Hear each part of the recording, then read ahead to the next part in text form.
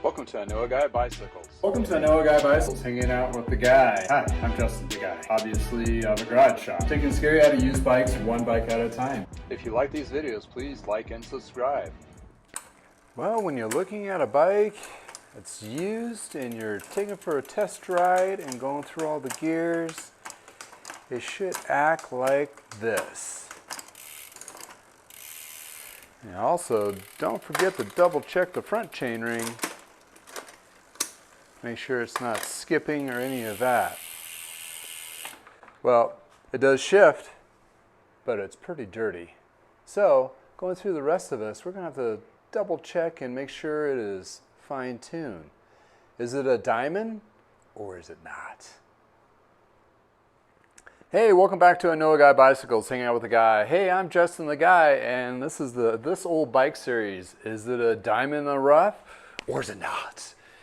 Reason being is sometimes these bikes, even though they may look really super dirty, neglected, some scratches, questionable things on appearance side, but once cleaned up and gone through, sometimes these things are just immaculate, like mint condition almost. Sometimes, or other times, it's like, what did I get myself into? I got to replace this, that, and other, and I put more into it than it's actually worth. So this is a Specialized Allez Elite, known for their nicer aluminum road bikes. It has 105 componentry, which is the Shimano's mid-range componentry on it. Carbon fork, carbon seat post. This one does come with the aero bars, which I'll be taking those off because that's kind of like an accessory item for people to get into. It's not something you usually want to buy right out of the gate. And looking at the bike, it has been used. Bought it from the original owner. She was a really nice individual. Gave me some insights. She rode it a lot when she was out of state, when she moved here to Colorado, where we have a little more hills and these mountain things that they call. She got into mountain biking, that kind of thing, versus the road. So that being said, she put this up to list, and I saw the potential, and I just bought it. So diving into this, Specialized has been making bikes since the 70s, but the Allez is kind of their, race style type bike. First, I like to go through and just double check the wheels. The hubs actually feel pretty good. The cassette is a little dirty, but sometimes they can clean up really well. Oh, here's a little gold nugget here. So if you look right here, this is a skewer spring. This guy is on backwards. Reason being is the skewer spring is mashing up into the actual dropout where it needs to be the cone side in like this. So when it compresses, it goes up against the actual nut or the skewer. Why are these on here in the first place? Well, you don't technically need them. They're more of like a nice thing to have, because what it does is equalizes the skewer to same spacing on, or very close same spacing on both sides. So when you're sliding this wheel in and out of the dropouts, it aids to be able to do that without smashing up against one side or the other. So, but that is a problem. If you take this off and you flip it over, that wheel might get mashed up, in that dropout might get mashed up into that wheel spring, or the spring here, and not seat right. Well, what is that going to do to the rear wheel? Well, if it's not in there just right, it's not going to shift correctly, and also that might compromise your braking. So that's a safety thing. It turns out to be something that's supposed to be a benefit, could be something that actually makes your bike perform and not perform well, and also be a safety issue. So I just want to bring that up by a quick glance. So clean that off. Also take the cassette off using the chain whip and a lock ring removal tool. Usually I got to go down on the ground to get some leverage. This one's not too tight. Put that back on there. Chain whip is only really used to take off the cassette, not need to put it on there. Another gold nugget thing is I clean these, but these on older bikes, they start getting more frail, and you can see this one's got dinged. I like taking these off because if it's adjusted correctly, you don't need them because the derailleur limit screw prevents it from going into the spokes. In addition to, if those dry up and crack, they can fall apart inside your drivetrain while you're riding, which is actually a safety issue. So we want to make sure we try to prevent most of the safety issues mostly as well as you can. Another thing to note is it's not wrong, but it's not industry standard. The skewer's on the wrong side. The skewer needs to be on the opposite side. Reason being is we use that as a reference point for the directional for the tire, and it's just kind of like your professional touch that the skewer's on the other side, not on the drive side. That may vary if you have disc brakes and so forth. That is a thing that is different. And also I need to release this to open it up. Whoa, don't smack myself in the head. Also, this one did have the skewer springs in there correctly, so you can kind of see how that works. And I also like to put some light lube and grease on these. This one's pretty dry. Here in Colorado, we don't have very much a problem with rust because it's pretty airy here. But if you're like in a more humid, like Midwest or on the coast with sea salt, it's a good thing to grease everything. So I typically grease them anyway because I'm not sure where my bike's going to end up. So I do sell online, so they sometimes get shipped to the coast. So I try to do all those kind of preventative measures as possible, into my knowledge and so forth. All right, looking so far, not too bad. So let's check this chain. The chain is dirty, as we saw, as a close-up. It is at a 0.5. Well, for me, that's pretty close enough to swap out, especially if it was you individual. You could probably ride it for a little bit longer, yeah, maybe 300 or 400 more miles, depending how you shift. That's all the tensions and as the hills and whatever. But you might be able to get like depending how much you ride, maybe a half a season still out of before that chain being replaced. But for me, I'm going to go ahead and replace it due to the fact I want to have this as the best experience possible out of the gate. So I will replace this chain. And since it is gunky and it probably has a little bit of surface, I wouldn't say rust, but more like wear.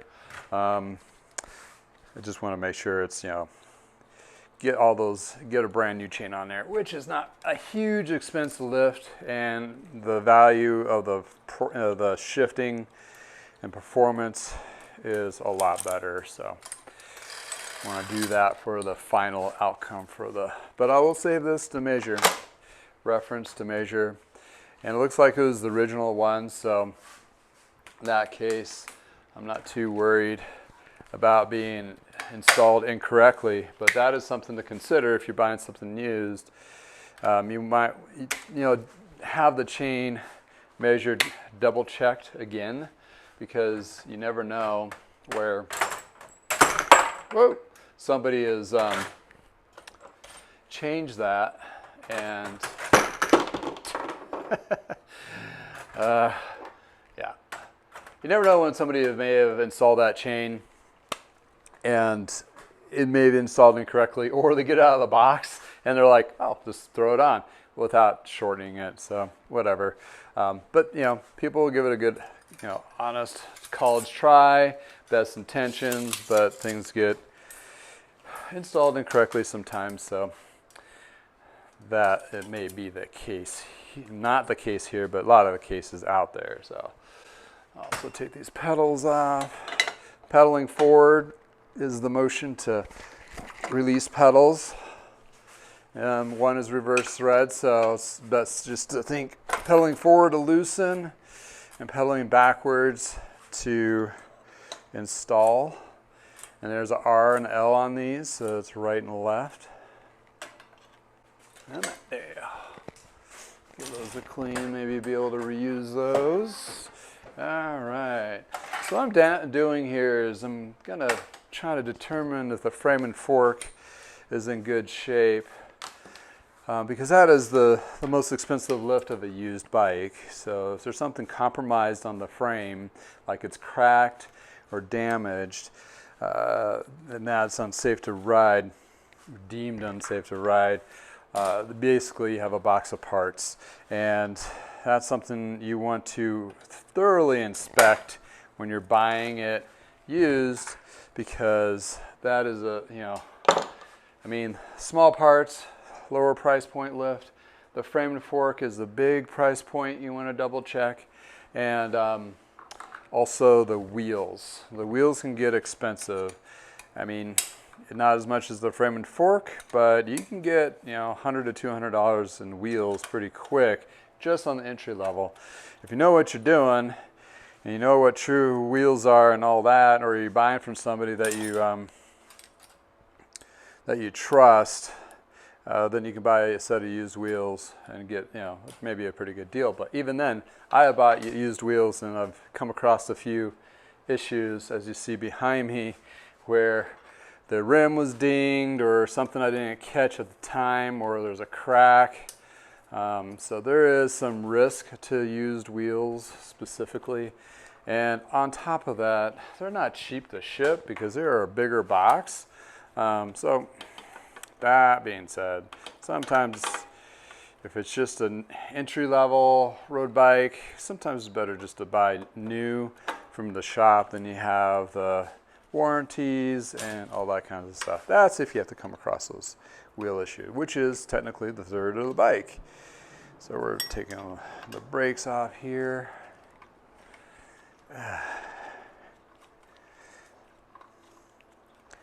See what we got. Oh, dropsies.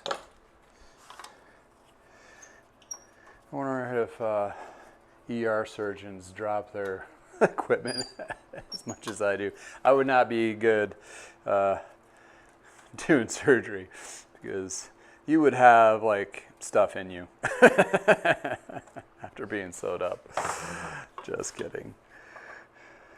Well, not for me, but hey, like that. Whoops, I'm sorry, I lost a scalpel in there.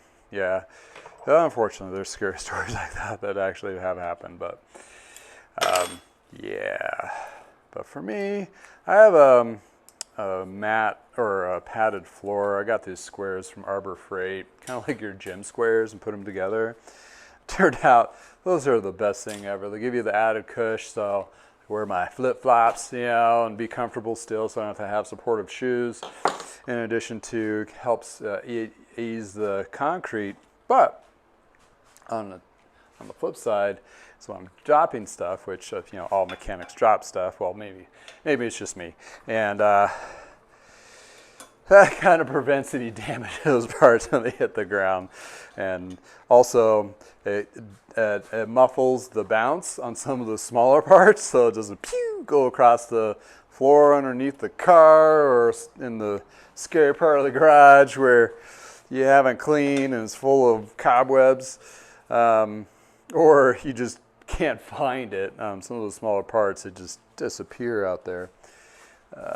So on these guys, when you take out the crank bolts, you want to make sure you get this washer out too. But sometimes they'll stick in there, and when you go use the tool, this one's the Park CCP-44.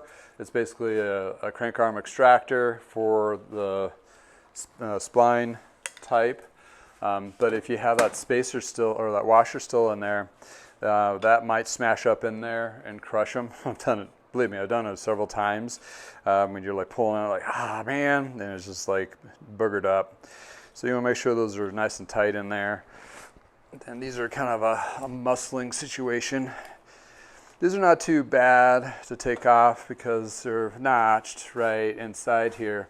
Also, I'm looking at, you look at the chain rings, and you want that roundness. Also, you want flat tops to some of the teeth or machining, and that actually looks really good, like well less maintained. When you're looking at chain rings and you see something like this where it's shark teeth, this is where the chain's not going to be grabbed on.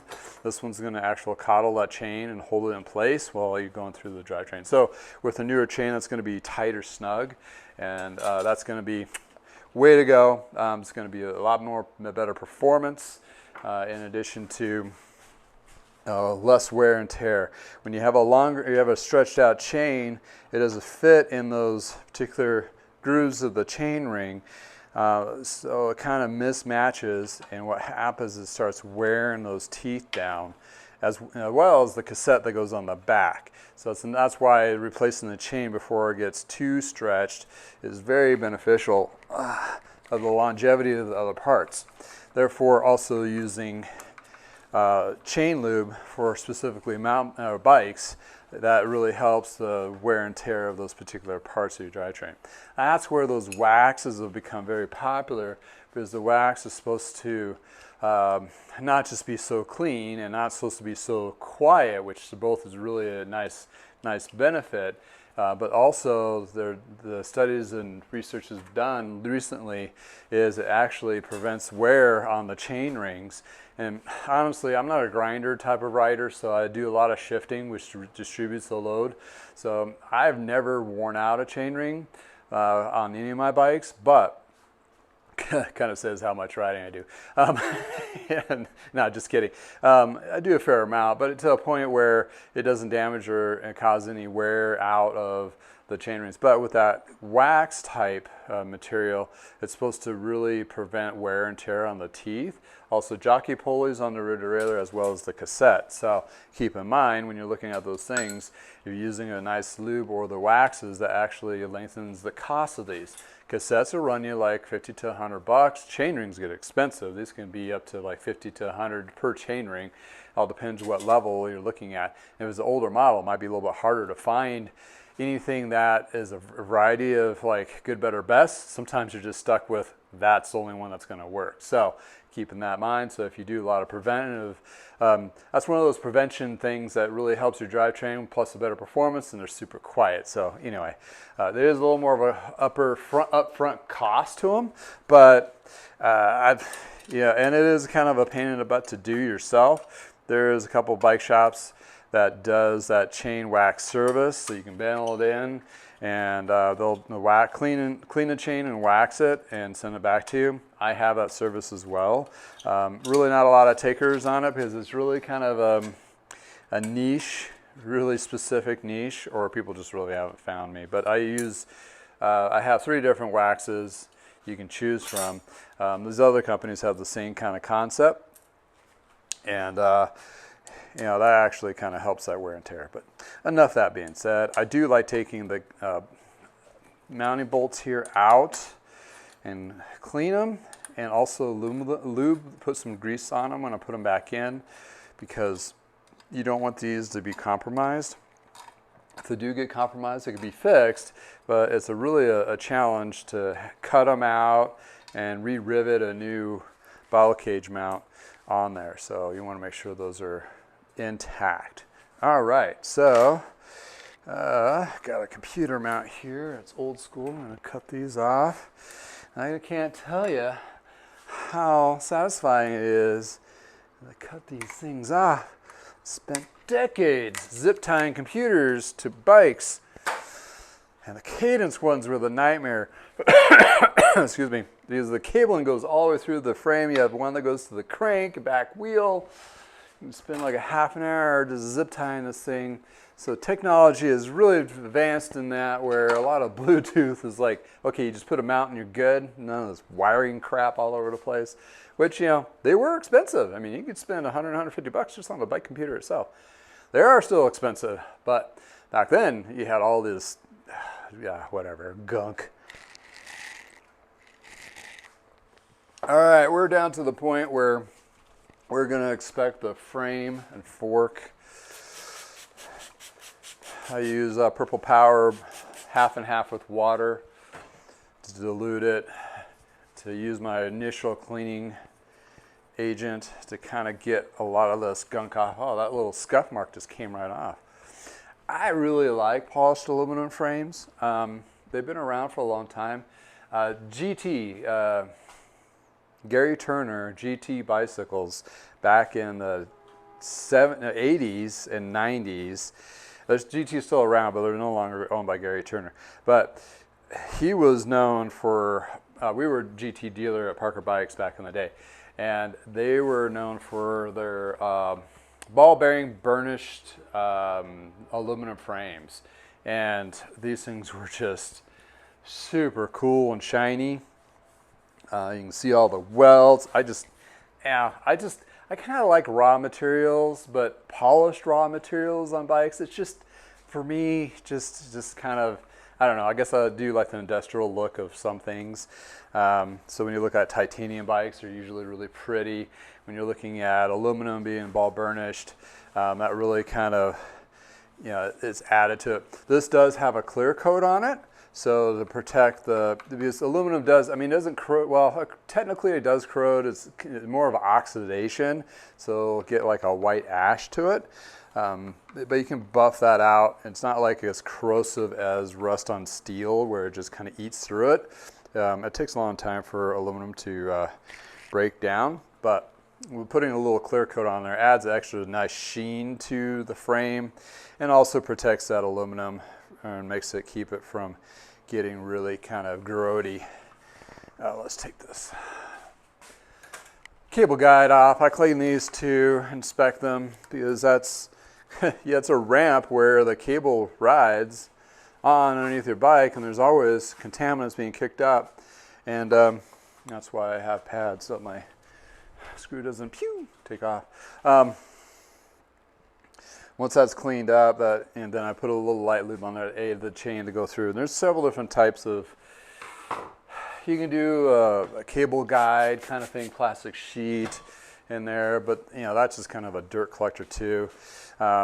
So if you have your own bike, maybe just flip it upside down, rinse it off lightly, not high pressure, get some of that gunk out of there, then put some drop lube on those cables, and that might help that wear point so it's a little more smooth and more precision for shifting. So there's another little gold nugget for you there. And underneath here you can't see, but you can tell where the polishing has kind of got missed on the inside of the cable guide here. So it's just duller aluminum, but it's not something anybody really sees. And checking underneath, because looking underneath a bike, that can really determine where there might be some hidden scaries, and I'm not seeing anything. Wow, this is going to polish up quite nicely. So, as the frame and fork goes, I'm going to say this is going to be a diamond. I may come across an issue or two with the components, which is not really unforeseen, but as in the frame and fork goes, where is the most expensive part of your lift, and shifters. And look at the shifters. The shifter caps here, these they stick out and they get dinged. And these are just the caps, so it doesn't do anything, but the little boogers like this pop right off and get damaged pretty easily.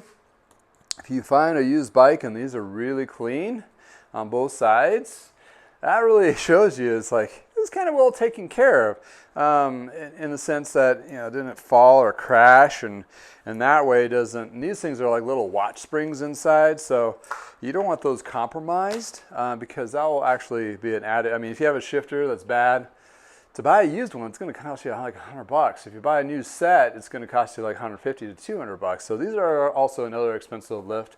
So looking at the prices of expensiveness here on a frame on used, like the frame and fork is your more expensive one, then it goes down to the wheels. Then in the componentry group, the crankset and the shifters are probably the two most expensive pieces. Everything else is not as much. So that kind of scales down. So if you do have one of those smaller things, hopefully it's just like a chain or cassette or something like that that needs to be replaced. Cables and housing is not too terribly expensive, and it's recommended to replace anyway because that'll provide better performance for shifting and braking and so forth. But yeah, just a little more polishing here. I think we got ourselves a diamond. So let's just go some cleaning here and we'll recap after this. Oh man, it's not too bad.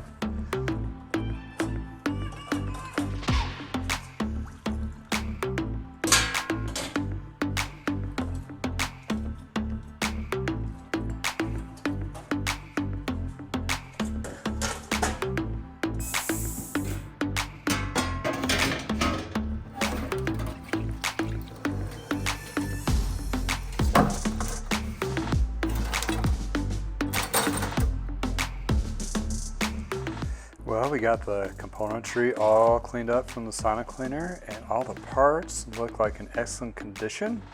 And again, we're going to replace that chain so that didn't get cleaned. And the wheels just need to be clean and slightly trued, aired up, and ready to go. But the magical part of the whole situation is the frame. How beautiful it came out. This brushed aluminum, clear coated, Specialized Allez Elite is turned out to be pretty spectacular. Majority of those little scratches were definitely buffed out. You can still see a couple of them still just lingering there that I just couldn't. But other than that, we'll just recap and see the conclusion of this Allez Elite from Specialized. Well, in conclusion, the Specialized Allez Elite came out marvelous, and it is definitely a diamond. And we are looking at a bike that's going to be really awesome first road bike for somebody just getting into road riding, or somebody that just needs another bike to ride on the roads. Anywho, but yeah, the 105 componentry, the shifting cleaned up really well with the extra lube on there, and the 105 drivetrain cleaned up super nice. I love the, I'm really, like I said before, into the industrial kind of look kind of deal where you got polished aluminum with the black with the red accents. The componentry, 105 componentry, it's all black, and the wheels as well, all match. This is one of those bikes that when it was new, just kind of popped. It's just like on the showroom floor. And once you get all these parts back on there, everything looks like it's gonna work just fine. It had very little use. Most of the scratches and so forth were just laying around the garage. Other than that, just had a good coating of dirt. With the new chain on there, it's gonna be one spectacular bike. Check out these beautiful pictures right now.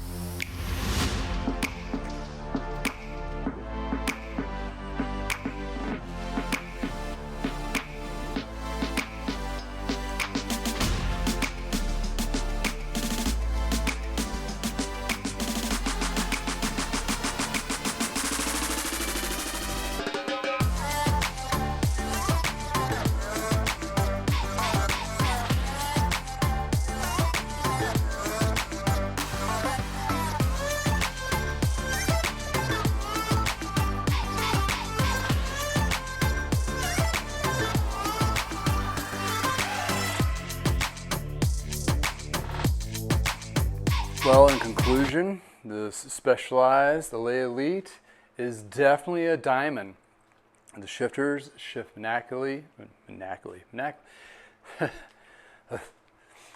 this Specialized, time out.